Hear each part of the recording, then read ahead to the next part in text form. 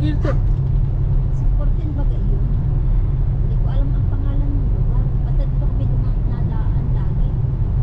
Pag nadaan naman kami dito, reklamo yung alaga ko at wala daw internet. Sabihin ko pumasok sa loob, sabi nga nung matanda.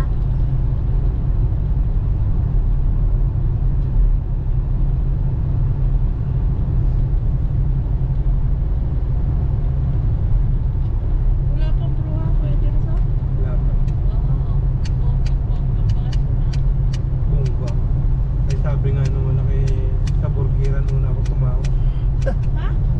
Sabi nung anak sa burgiran. Tumambay ka naman? Hindi pa. Tatambay ka mo kung naman sa mga may extra kit, di bayad.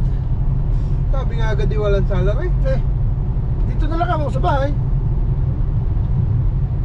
May company na yun eh. Ay kaya pinapataong ngayon sabi ay wala ka naman trabaho. Di tumawag ka muna at may pakalaba.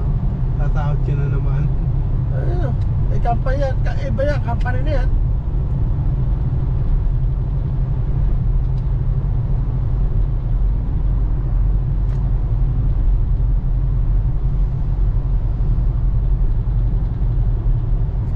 Nababasag yung ano nila, no? Yung nilagay nila, no?